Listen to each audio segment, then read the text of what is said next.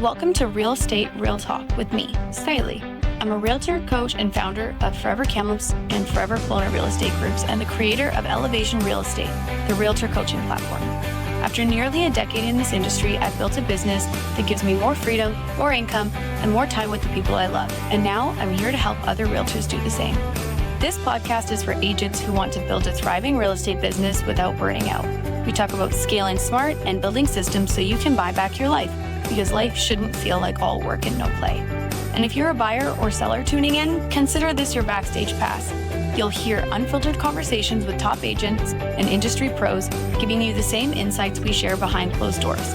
Knowledge is power, and the more you know, the better you can advocate for yourself and work with someone who truly has your back. Let's get real.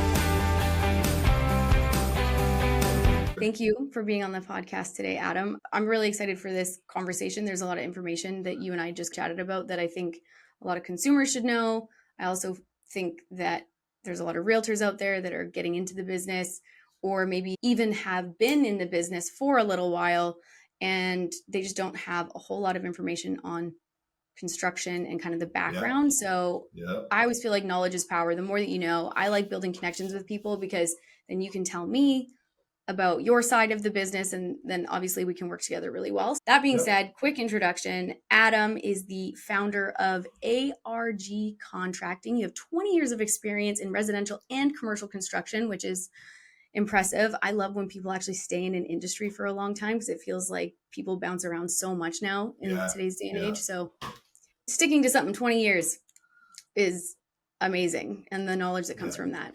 You have done a lot of high rises across BC and Alberta, known for focusing on quality, transparency, and client care. It sounds like you work really closely with homeowners and design teams to bring visions to life on time and on budget, which is one of the points that I want to talk about. But yeah, you have a background in construction safety, and you've had a number of leadership roles with firms like Maple Reinders and VanMar, multiple national safety certifications. And it sounds like you love just the fun stuff of like physical activity, pickleball, ball hockey, and then spend a lot of time with your fiancée and pets. I've tried pickleball. It is a lot of fun. It is harder than I thought it was. I was like, it's going to be easier than tennis. But I was like, oh, this is still hard. It is hard, especially if you play singles. I like singles, like you said, Jen, my fiance, her play singles against each other. And I love singles because it's a good workout. I find doubles is probably a bit more strategic, but it's not nearly as much of a workout. But it's fun. It is fun. Yeah. So maybe that's the thing, is because I've always played singles. Yeah. So maybe that's why I'm like, wow, this is freaking hard. But yeah, it's a lot of running. It'll be less running. That's why, again, I was thinking like if I do pickleball instead of tennis, because tennis is wild how much you have to run. To me, I think tennis is way harder. Oh, crazy. That's just my opinion. Anyways, fun stuff.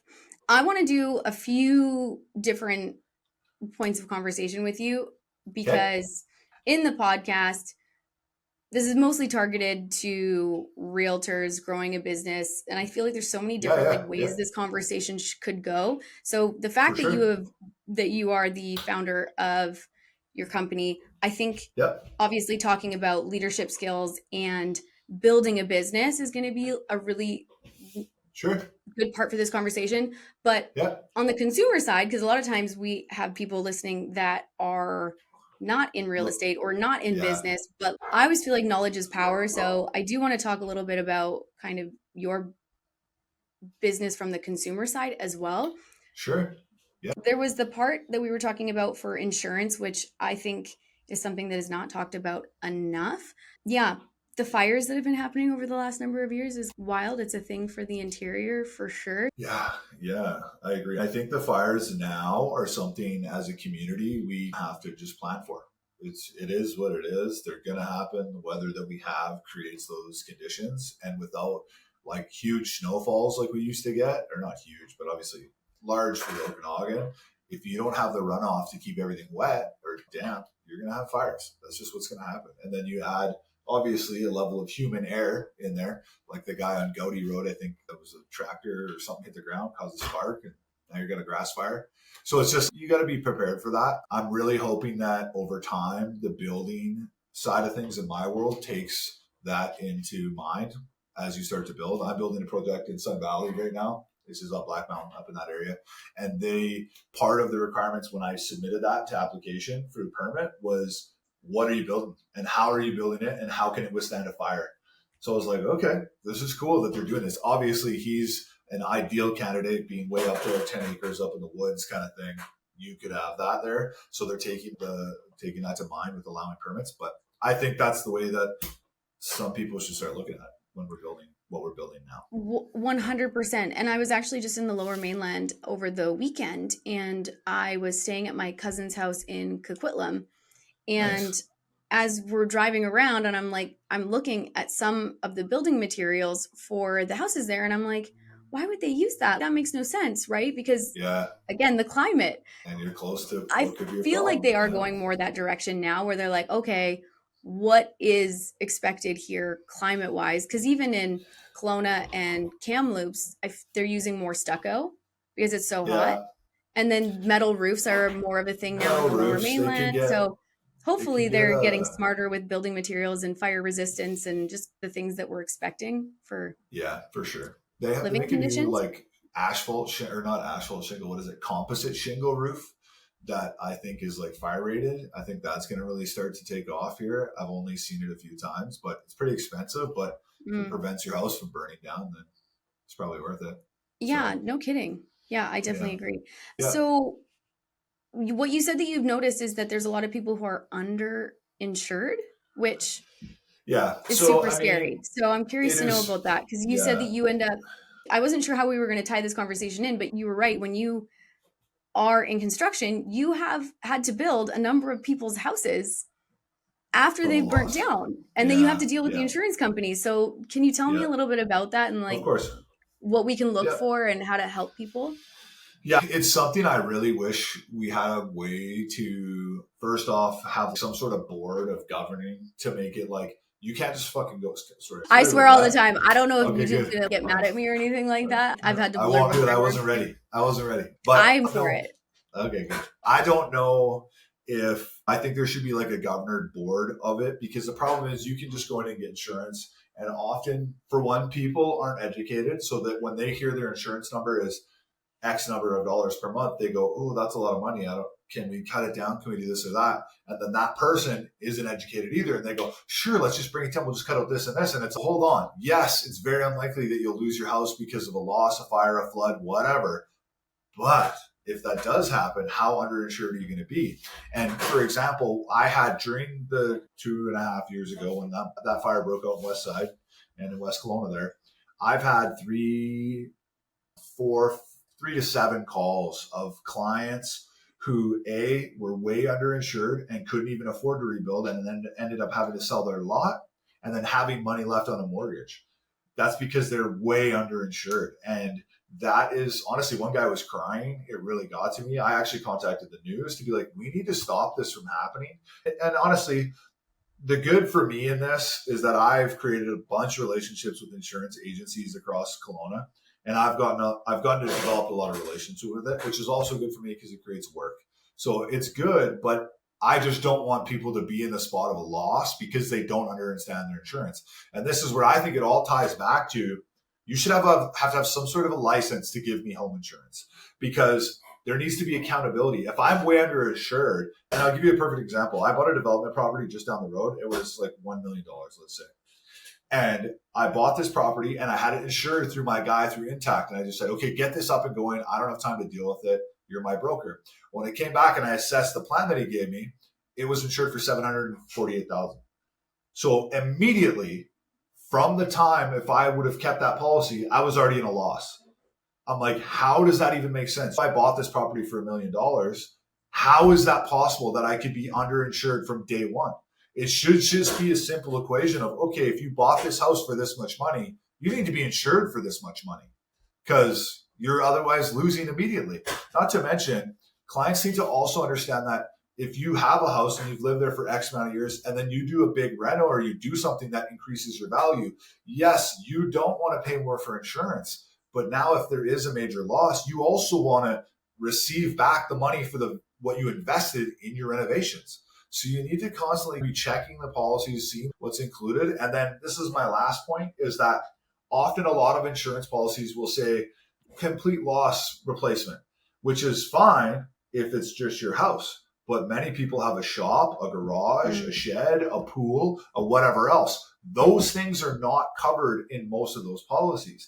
And you have to take the time to really read through the worst read of your life, because it's so freaking boring, trying to understand what's actually covered in this. And to me, this just all comes back to the people who sell you home insurance should have to have a license to know what the F they're doing, because you could wreck someone's life by underinsuring. Yeah, you actually are reminding me of so many things. Like I took a handful of notes as you were talking, so I was like, "Oh my God, this is." Blah. Yeah. So I actually was shopping for home insurance a couple months ago because the policy that I had with one company was up, and I was like, "Okay, I'm gonna just shop around and see what else," because the renewal was actually quite a bit more. So I was like, "I'm gonna shop around and see." So I got on the phone, and background in real estate. And like, even though I'm on the realtor side, I do try and absorb a lot of knowledge. So I do have for sure some information about construction and construction costs. And I've renovated a few houses. So I'm like, okay, same thing that you're talking about with the cost of replacement. She was trying to give me like a certain amount. And I'm like, but you're not gonna be able to rebuild my house for that much. I was like, I have clients that I've sold lots to that go build custom homes. That is not covering it. And she's, we have to consider that if they're probably going to end up reusing the foundation and this, like saying all these things. She's like, only really quote for the above ground. Yeah, and because then she was asking me how many levels I am. I'm like, I'm 1.5 stories. Yeah. And she's like, how are you only a half story? I'm like, because the other half's underground. Yeah. I'm like, I don't like, you're right. I don't think that. Terrifying. How could she? And this isn't like fully on the people who are working. This isn't on the people who are working there at all. I feel like people are just needing work and they're taking jobs. But you're in a sales role. If you don't have enough information in order to actually help the person get what they need, now you're suggesting the wrong thing. Because even so, I've heard it so many times where people are like paying for earthquake coverage here. And I'm like, what? We don't get earthquakes here. Yeah. But then they were sold earthquake coverage because it's the upsell and they had to hit a certain quota, and it's so scary and sad. So again, that being a sales position job to me is what I don't like. Yeah. Like it's not like it should be cut and dry. Your house is worth this much money. This is the value you're telling me it's worth, or this is the value it would cost to rebuild, like somewhere in between those, then this is what it has to be insured for. Because otherwise you're losing. Yeah. It should be that simple. Because construction materials, the costs have gone up insanely. I mean, they always go up, inflation. But since COVID, it had a huge jump. Like I remember the lumber costs were insane. Now with all this tariff conversation, there's a lot of like influx for costs as well. I don't know if the insurance companies like even reestablish their like calculator for those items being more money. They probably don't. Honestly, I work with a lot of insurance, so I shouldn't say this, but insurance's job is to not give you all the money. Yeah. But that's their job. Exactly. And I get it. I'm a business, so I understand. But it's just a scary business to be a part of. It's super scary. It's super scary. I think we all, like as consumers, we really need to think about the goal of a lot of the businesses in order to know if they are in our corner or not, because and how to handle them. Totally. Yeah. Because even for me, I ended up getting my license for financial advising a number of years ago. I ended up letting it go because I just felt like really worn thin between real estate and financial services. Yeah. I love the knowledge for that because now I can help, but it's not something that I want to do. So anyways, I let that go. That being said, though, what I learned about the banks is that a lot of people think that the banks are there to help them. And I'm like, you don't even understand that the more debt you're in, the more money they make. They have quotas to put you in more debt. If somebody gets you out of debt at bank level, they're actually in trouble. Like they've had conversations about like their job being maybe not there if they dig people out of debt because now you've lost the company money. Yeah. Totally. Like you have to really think about corporate what America, their goal is. Totally. In order for you to know if you're protected or not. So it's a scary thing. So that being said, the whole wildfire scenario, I'm curious to know how long it usually takes for the conversation that you're having with people and their house burning Yeah. down. Like, is it like quick? Is it, No, what is it? no. Insurance doesn't do anything quick. Again, Yeah. they're trying to get as much money as they can or dodge payments that they can. Some cases I've seen it go really well. I've seen one with TD Insurance that went really well for a client. And I think it depends on maybe the adjusters or whatever. But no, if it goes great, you're probably not rebuilding for 6 to 7 months before the fire happened, just because Mhm. you gotta do all your demo, you got to plan it, see what you're covered for, plan a new build. Like it's a process. And again, it's one of the things where it's also not something you just want to jump into. Because if we have to rebuild your house, the more we plan it, the more efficiently it's going to go and the better outcome you're going to get because it's going to be Yeah. personalized to your wants and needs. That's one of the kind of things where everyone wants it to be done and get going. But at the same time, we need to make sure we're doing it right and doing the right steps. But I've also seen it go the other way where a client hasn't even started the build for 2 years because they're fighting with insurance. And Mhm. again, that normally comes to you're probably underinsured and now you're battling to get what you deserve. And that can be tough. And I just another quick story about this. I know another guy who the same thing happened. I had lunch with him and his mom actually died from the stress that this happened to them losing the fire. They went through everything. They were like in their 70s, and she had nothing medically wrong with her at the time when she passed. And it's so sad that with the pressure insurance puts on you to make decisions and move forward on things. And they're not all like that. I know that's a sad story, but it's just again, it's just you got to really dot your T's and cross your I's when it comes to insurance. And a lot of people, their biggest asset in their entire life is their home.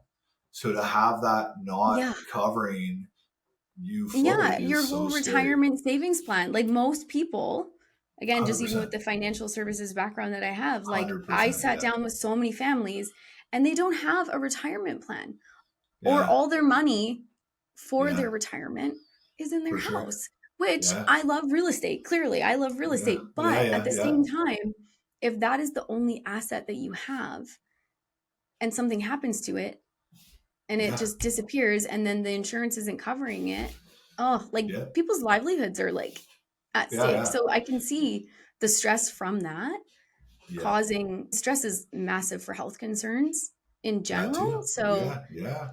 oh, Yeah. yeah, Yeah. It's no, that's sad. It's sad. My biggest thing to anyone ever watching this is really just do your due diligence for your insurance. Do your due diligence for your parents' insurance because they might not. And when you go to save some money on wherever in your life, don't make it on your home insurance. Make it somewhere else. Get less yeah. Starbucks or whatever you got to do. So you know what I mean? I love Starbucks, so that's not a I get them too. But I'm just saying, don't make it there.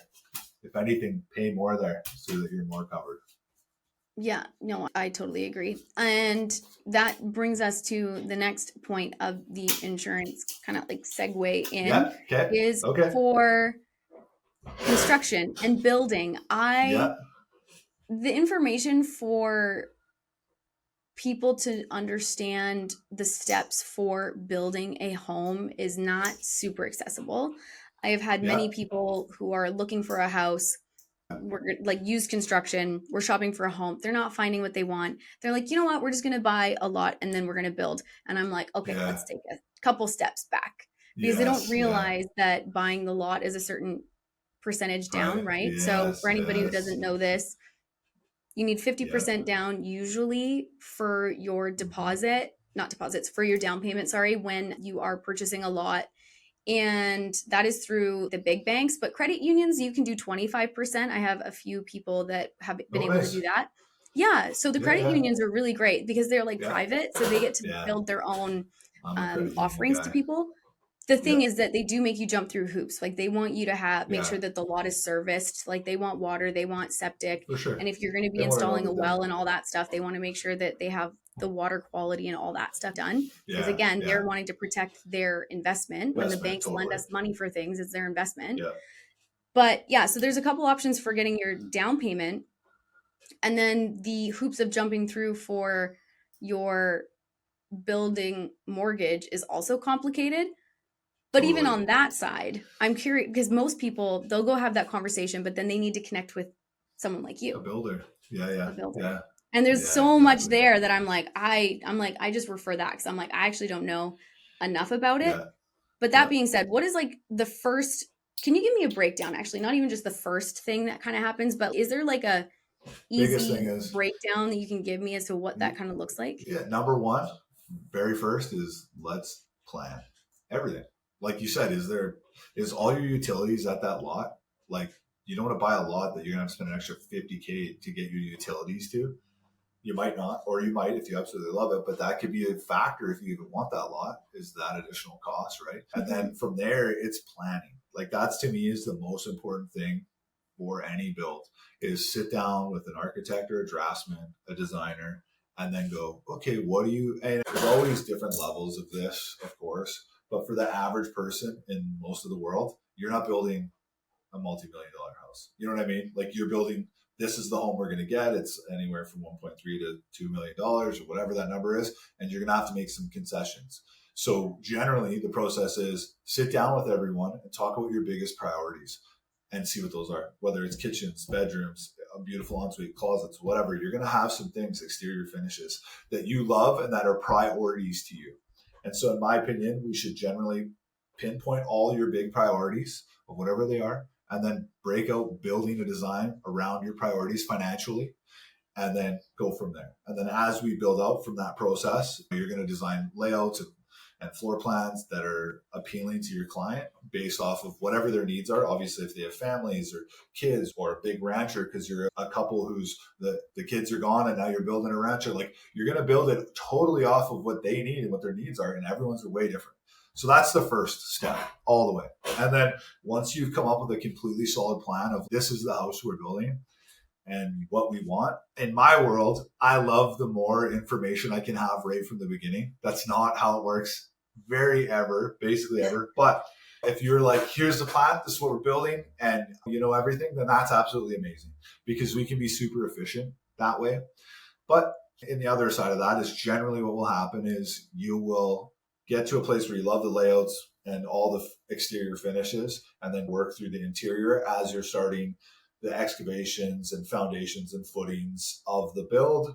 And then normally by the time you get to lockup, and what lockup is a time where it sounds like you have doors and windows on everywhere. The whole house is sheeted with, and you got a roof on and it's shingled or whatever kind of roof membrane you're putting on there. And then you would have what we do is we have a lockup meeting with every client where it's okay, we've dialed in on all your finishes from millwork to painting to tile to whatever, all your stuff that you like and have chosen with a designer. And then we implement that plan. And then from there, you're obviously just finishing your exterior stuff and stucco, hardy, whatever, window casings, whatever, and then working your way through the inside of it.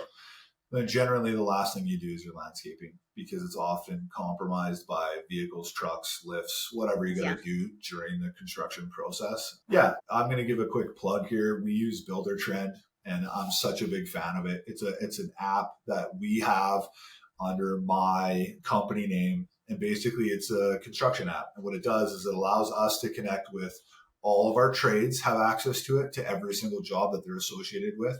So they Oh, can cool. log in, look at the job, look what we're doing, and then also click on plans, structural drawings, engineer drawings, designer plans, client notes, you name it. It has everything to do with that build associated with it. And then the real cool part is I have a client right now who we've been talking to from Honolulu who wants us to build him a house. It has what's called the client portal.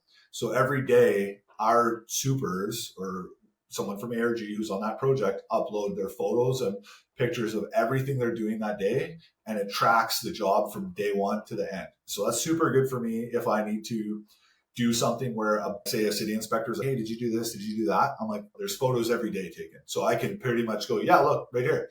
So that's super beneficial, but it also keeps the client super engaged from afar. So they can see everything that's happening, the entire process. And then if they're like, hey, we don't like this layout or this looks a little bit funny, they can actually initiate change orders, pay their bills, everything through that app at the same time. That is So so cool. it is a game changer, in my Yeah, opinion, no kidding. for, I feel like people, yeah, that's amazing. Just it's like yeah, a project manager on like in your palm of essentially. your hand. Yeah, That's amazing. totally. Yeah. Yep. That is super, super cool. So that's it. Is there anything I left out that you wanted to know there? No, I'm just super curious. I feel like I was the kid in school who always asked like all the freaking questions. There's some people Yeah. that they have questions, but they just don't want to ask. That was not Yeah. me. I Ask away. literally asked all the damn questions. And I was like, I don't even Good. care if I sound stupid. I want to know all the things. So That's how you learn. that being said, I'm curious to know for the plan that you're talking about, like what comes first? Like people typically would go to the bank and they'd be like, hey, I need a construction mortgage and blah, blah, blah. But if you don't have the plan with the amount that you need, how do you go to the bank? So I'm like, what's the chicken or the egg type Yeah, thing? exactly. And like how So much information from you do they need to go there? I think it's subjective to your bank and your personal needs and financial needs. But I would say on average, most people need to know that somewhat you're qualified to build a home, obviously. So as long as, hey, we're going to be qualified for X amount of money somehow, one way or the other, that's a great place to start. Once you've done that, obviously the banks want like finalized information to be like, what are we building? What are we actually, and does the value that you're asking equate to what we're building? Like they want to do their due diligence, like you suggested with their investment, same thing. First step to me would be, do you have financing available to you? Okay, you do. The next step then is, what lot have you chosen? Do you already own that lot? Or are you buying that lot? Again, you mentioned the financial requirements to meet for lots. It is different. And then once you find the lot that you love, I would always bring in your builder to that question as early as possible. Because the reason is, okay, like I love this lot, I love the views, but if it's on the edge of a cliff and it's extremely challenging to build there and your foundation costs are going to be $300,000 because it's extremely difficult to build there, you might go, I don't love that lot so much. Let's look somewhere else. So the more you can really engage your builder, and if they're a good builder, they're going to help you make all these decisions collectively as a team so that you're not maybe putting money into something that you didn't realize you had to. So that's my first thing, is get the builder involved. But in the essence of, okay, it's a flat lot, super easy, slab on grade kind of thing, then it's okay, we can start to plan the design of it and then bring it to the bank. Yeah, I think again, a big thing I've seen, it's going to depend on your bank. Some banks are a bit easier with how that process is going to be. And then there's even builder financing too, where you can come to me and I finance the build as well. And then at the end, we've agreed on, this is the product you're buying, this is the build I'm building, these are your rates. So it's a similar concept, but it's just facilitated. That would be more like a spec home purchase then, wouldn't it?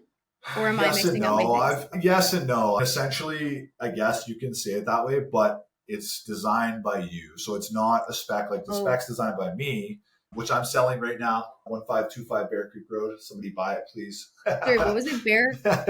Yeah, 1525 Unit 22 Bear Creek Road. But that is not, it's not quite the same, because you are designing it like you as in the client, and I'm just helping finance it. And sometimes it's been easier to bridge that financing because I hold the asset.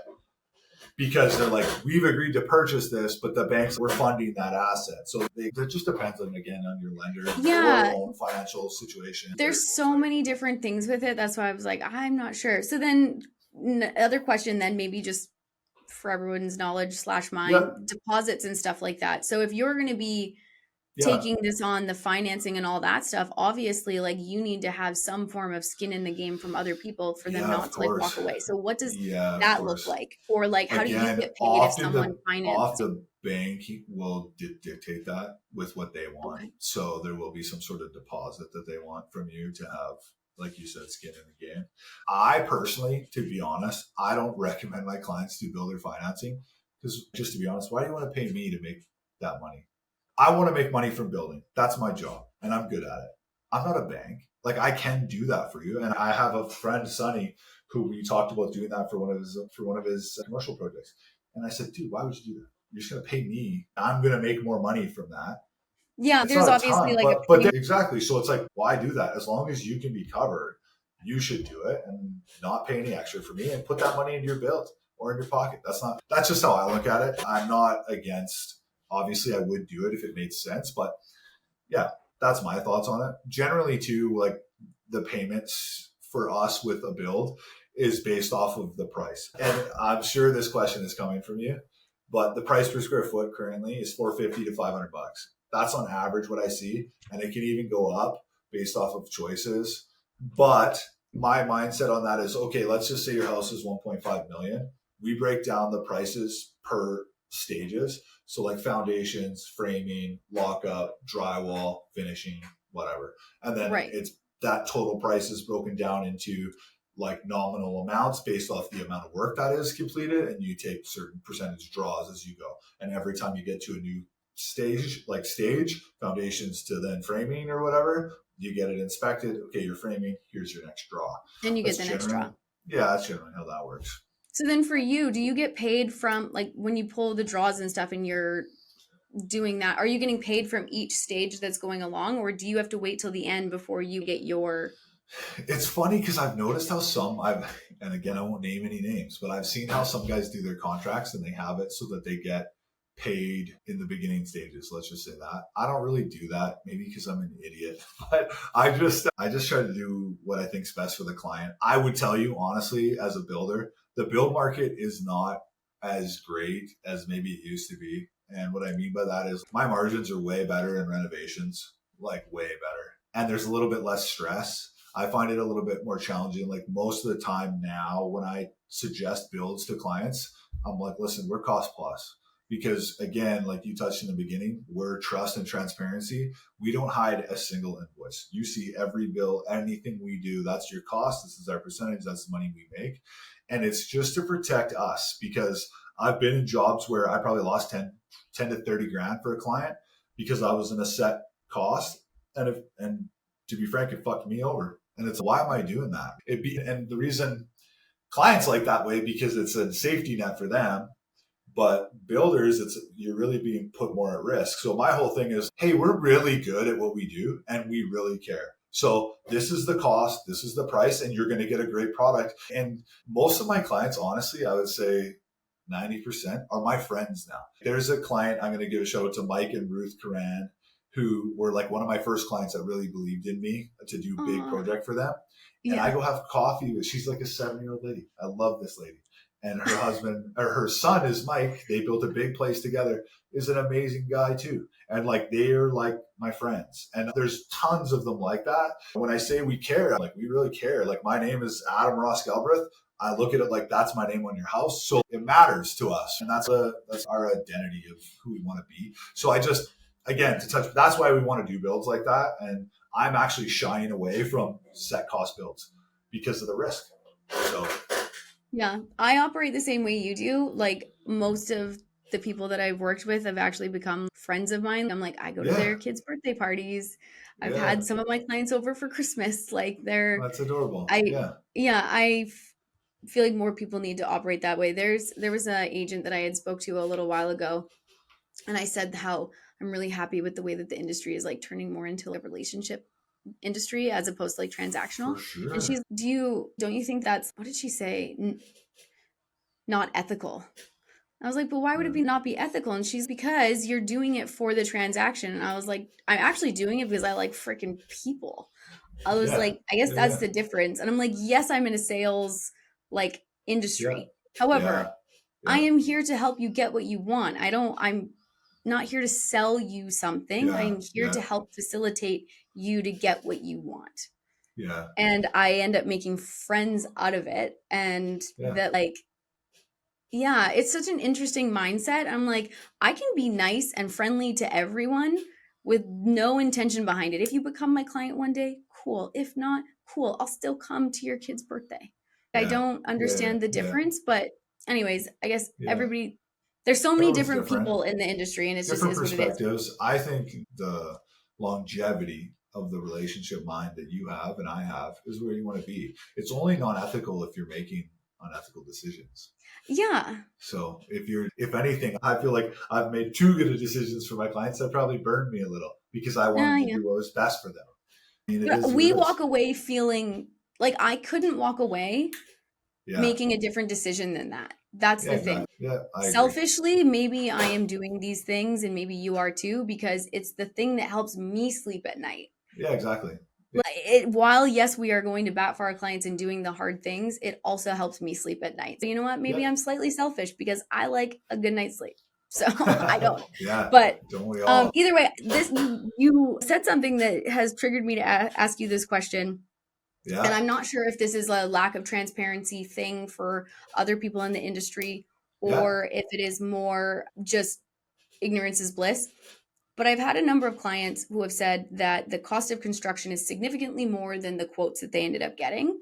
And Yeah. I'm just wondering, is that I'm giving you low quotes so that you take it and that you do it, and then we're going to actually charge you what it is, or is it like a mistake? That's such a tough one. Honestly, so I've been on both sides of that for a long time. And when I first started, like, you want to get work, right? So you just struggle with, for one, I would underbid jobs and then lose money because I was like, I need to get the jobs, and I wouldn't end up charging more. And I think part of that is naiveness. Is if you want to be a real business and you want to grow, you got to make money. So that's the real problem. But I do think there is a level of contractors who want to get the work and then bid it on accordingly. And I'm going to give you a great example. Actually, one that I went to with one of my favorite designers. Her name's Corinne, and we went to. Her name was Anne. I might be forgetting her name, but anyways, this is a real story. And I went to her house with my designer friend, and we looked at this project, and the lady wanted me to do a renovation, and it was a kitchen renovation and then making a legal suite and a few other things, bathrooms, whatever. I priced the job at, I want to say it was like 312,000, 350,000, something like that. And this client called me, and I kept following up with her. Hey, how's it going? Where's this at? Whatever. And she's, oh, someone came in and they quoted, I think it was 150,000, 158,000 or something. And I said to her, there's no way that they can do that project for that much less than me. There's none. And I said, if they're doing that, there's something wrong here. And I said, you need to get a few other estimates because I'm certain that there's something fucked up here. And she was like, oh, I don't know, whatever. And went back and forth. And then she went with that client, that guy, and they tore her whole entire house opened it all up. It took a year and a half. They took draw after draw. It ended up being more money, and it wasn't done right. And I called her. I checked up on her. She wasn't even my client. I checked up on her for a year, and I was like, where is it at? What's happening? Eventually, I forget the number that they got to, but it was a huge number. And they ended up asking me to come in and help.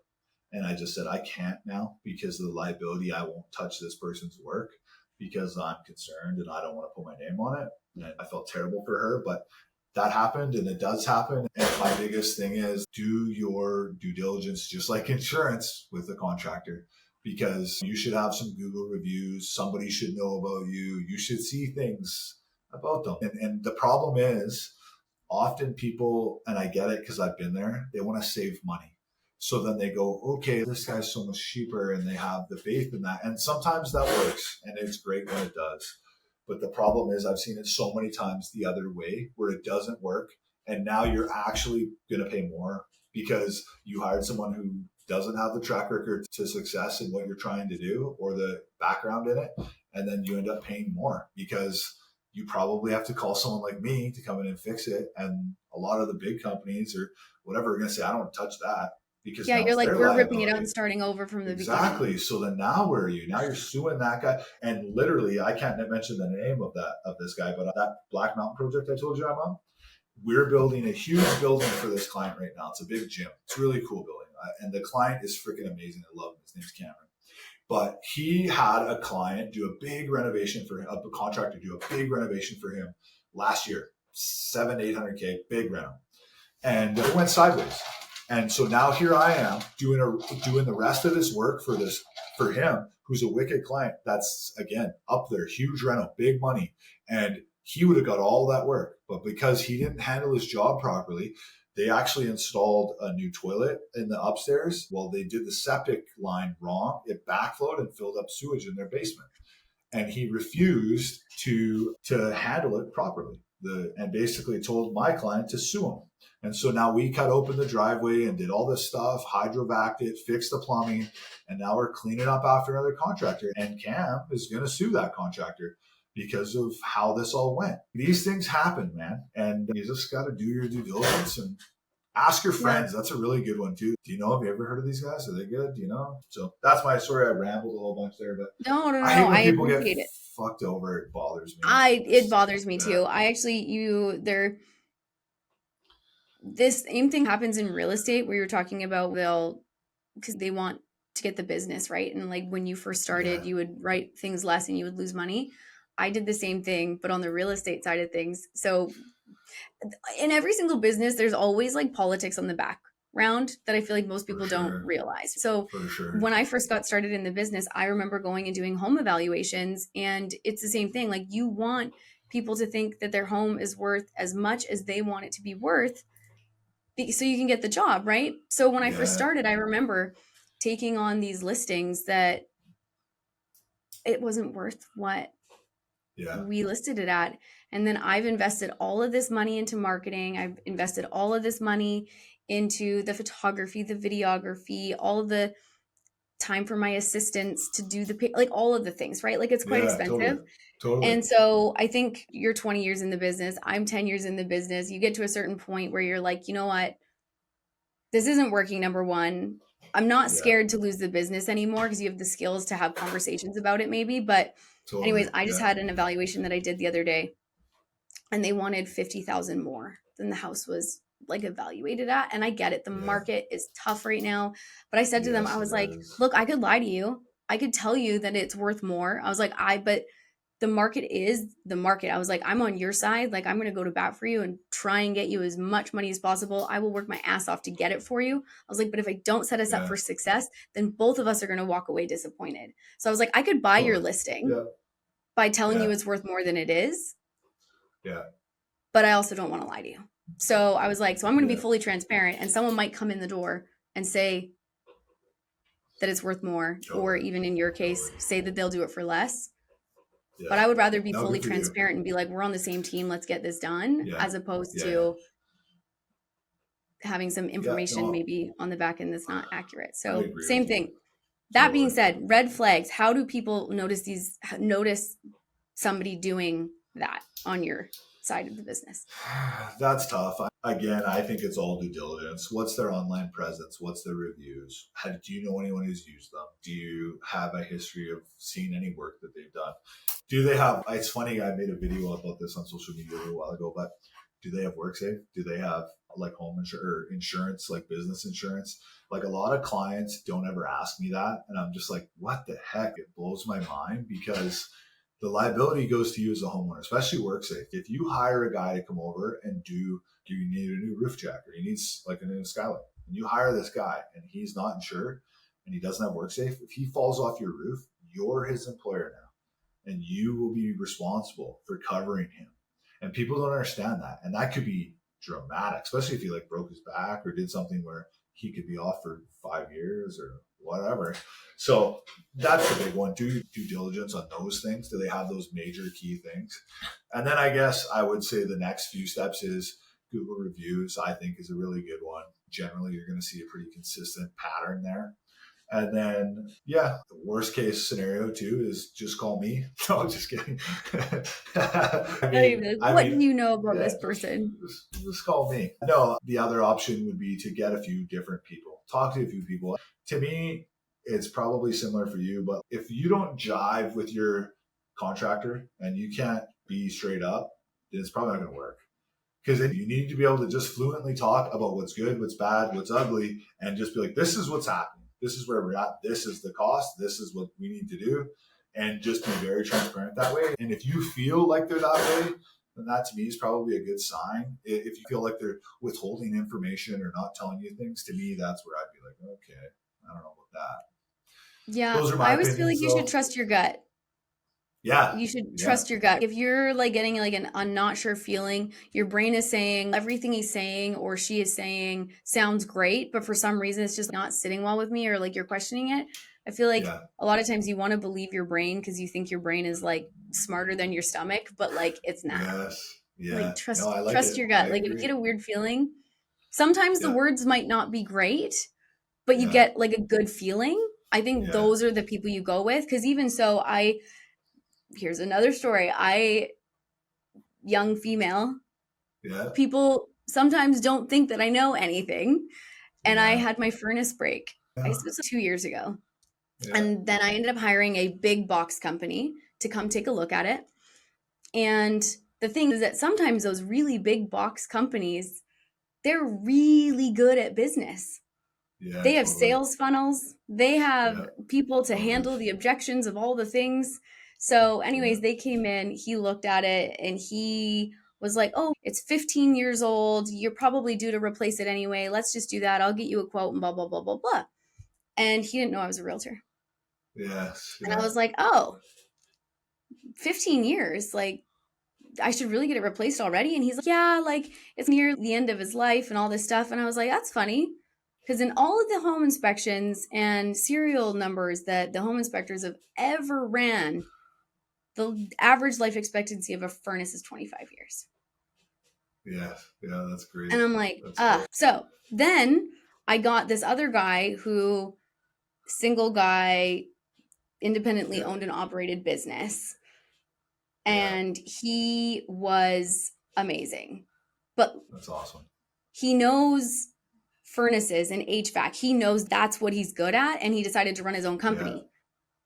And yeah, while yeah. he isn't super great on the business front and like on the consumer side of Totally. like front Yeah, face, what he yeah, actually was good at is the HVAC part. And he was had a significantly higher integrity than the big yeah, box company. And I was like, that's yeah. who's getting my business. So Good. That's awesome.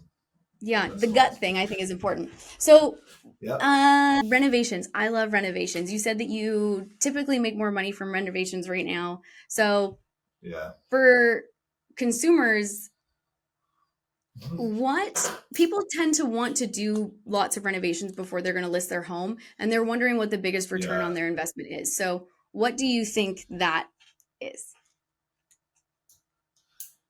I think the only return on investments, in my opinion, I think it's such a slippery slope on that. This is my opinion. You probably know more about this world than I do on that front. But my opinion is the biggest return on investments are your kitchen and your ensuite, in my opinion.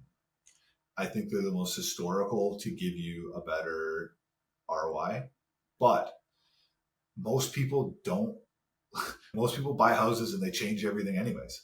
So my thing is, in most case scenarios, I think you'd be better off to maybe update your painting and then sell your house. Because if they're just going, because fresh paint makes a house go a long ways, in my opinion. Whereas I just don't see the value in you spending 50 grand on a kitchen if you're not going to get 50 grand back or whatever that number is. And that's just my opinion. So I'm not sure. Like, I do know historically kitchens and en suites. I think even your landscaping is somewhere on there a bit too. But those are my opinions on it. But what are your thoughts on that? I'm curious. I don't know. I just, how many times I've done it. I did a reno at Ella Penthouse when it was brand new, literally brand new. And we gutted the whole thing. Gutted it. All the That's cabinets, everything, redid the bathrooms, redid it. Like, so it's like, dude, don't waste your money because you don't know what the other person wants anyways. So to me, it's just, I don't know why spend the yeah. money on it unless you putting in a new cabinets or doing something that's going to give you a crazy ROI and you're going to get all this money back from it. Then to me, it's too big of a risk. That's my thoughts. Yeah, I do feel the same way. I think it's a case by case scenario. It's funny. I bought a half duplex in 2019, brand new, and we Yeah. renovated it. No way. But I See? felt bad about it. I was like, it's new. What are we doing? But then at the same Yeah. time, I was like, it's It's just, not what you yeah, I wanted. wanted some like Yeah. charm and character. So we like did a whole Yeah. brick wall and some floating shelf. But I think that it is case by case scenario. I do agree with the paint because it is a lower cost item that you can do. And some houses, Totally. you've lived in it, it's your home, and you have most people have kids, and kids want to have funky rooms. And then Yeah. when you're going through with your family looking at things, it's hard to envision your own stuff. So many people are not able to get past certain things, even though just a quick paint Totally. job would actually have changed it. So I do believe in that, Totally. like the Yeah. pink bedrooms, the lime green, the crazy shiny paint that sometimes kids pick. I would Yes. just blanket paint everything, Yeah. look up what the trending colors are for that year because people will spend more Yeah. money on houses decorated with urban barn and modern day colors, even though Yeah. they're It's not wild. keeping the furniture and the paint can easily Yep. be changed, but they have a hard time envisioning Wild. it. So Yeah. there's that. And then the other one, I don't know if you actually have people reach out to you for this, but this could be a really big jump in money for people in their pocket at the end of the day is if they're able to add a third bedroom to the top floor. So the Oh amount yeah. of money Yeah. that so everything is supply and demand. You obviously know that. But yeah, everything is supply and demand. The largest buyer Yeah. pool that is out there are families with kids, and they want 3 bedrooms on the top floor. So when you look Totally. at a house that's exactly the Yeah. same with 2 bedrooms on the top floor as opposed to a three, or even an ensuite, like 3 bedrooms in an ensuite, that's like a sweet spot for a large buyer pool. So if you have the capability of switching a den to a bedroom, or maybe Yeah. doing something like that, Totally. Yeah, that's a good idea. yeah, you'll make more money for Yeah. sure. But even people just removing their furniture and all that stuff brings me to another question. You had mentioned to Yeah. me earlier about designers and stuff. I think designers are super Yeah. important, and like stagers and all that kind of stuff as well. For sure. Your Yeah. return on investment. I have a funny story for you, but I want to hear, you obviously think it's important as well. Yep. What do you feel about people who have designers and then people who don't, and like why they should get one? Yeah. A designer is its own thing. So like I'm not a designer. I'm a builder. I build the plan. The designer helps make the plan. So I don't know the recipe. If I'm your cook, I don't know what we're cooking because you didn't make it. You didn't tell me how to make it. So it's essentially, it's a designer helps in every facet of the way, in my opinion. And now as we grow and more and get bigger and bigger jobs, I've gotten to the point where I'm like, I don't want to work without a designer. It's not worth it because my goal is to make you happy as a client. That's my whole job, is to give you a great product. And my value that I create is our experience, and by creating a very good product that we can stand behind. But to do that, I need to know what we're building. And to know that, I need to have the full plan. And a designer will come in and sit with you and ask very inquisitive questions to be like, what do you like? What do you do? How many kids do you have? Do you guys like to play sports? Do you guys like to cook? Do you like to bake? Do you like to, it's just a million things. That's not what I'm going to ask you. Right. So the whole thing is they sit down and they basically, I don't want to say interrogate because that sounds rude, but they like ask you a million freaking questions to be like, okay, now I know who you are. I know what the client is and what you like and what you do, how many kids you have, how many pets you have, how whatever. And then they help build a plan based off your whole life. Whether it's like Helen Sharp is another client that I love.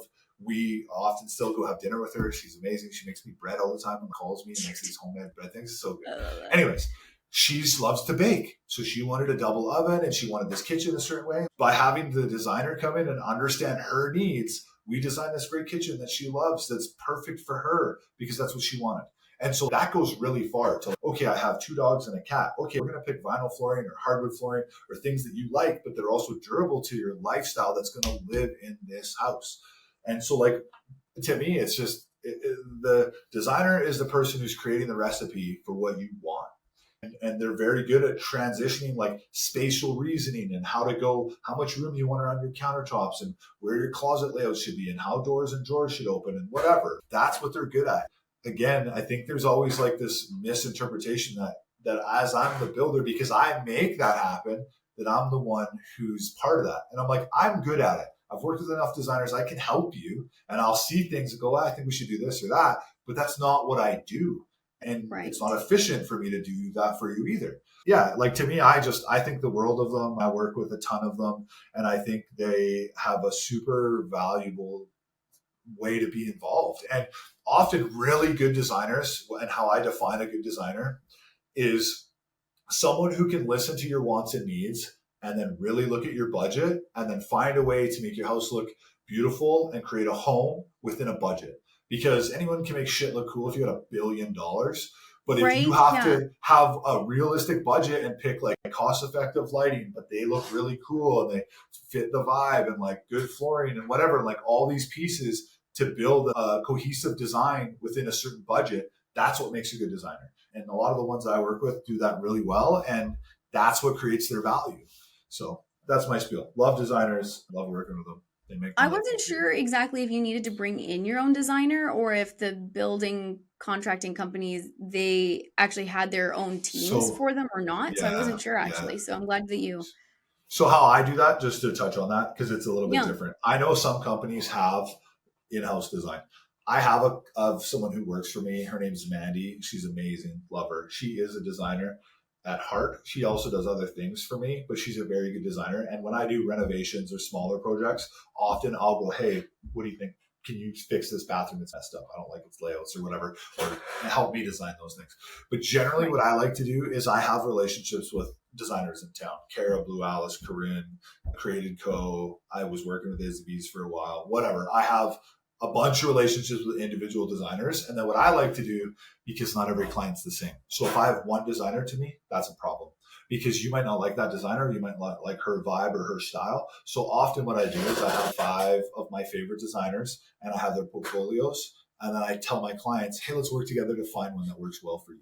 Because I shouldn't pick your designer too, because it's subjective. Like you might not like their style that they design with, or you might not vibe with them. So if you give them a few different options, generally, and then I build their price into what I do. That's how I do it. Fair. Yeah, no, I do think that everyone has like different style and stuff. So you have to pick one. Even with photographers, for example, like all the photographers have like different styles. So you got to pick the one that goes with you. So I have taken up far too much of your time. I'm looking at the clock now. I feel like I didn't even talk to you about the business side of things, which I said that I wanted to, but like everything we were talking about was so good that I just didn't even want to go down that side of like business building and leadership. So maybe I'll have to have you come back for a round 2. But that being said, you gave me your Facebook and your Instagram, so I'm going to put those in the show notes so that people can find you.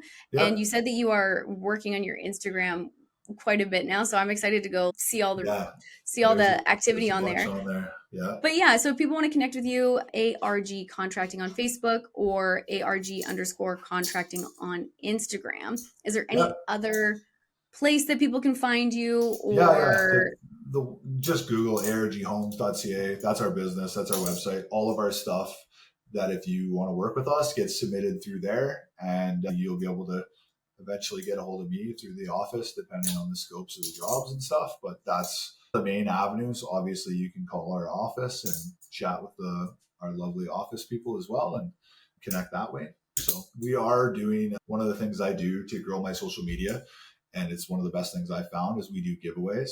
So one of our next big giveaways is going to come up where we're going to give away a combined package with Creative Co., the design company, myself, and another person, an artist, local artist, we're going to put together a package worth like $5,000 or something like that, and then helps grow our brand and brand awareness. So that's something to come up.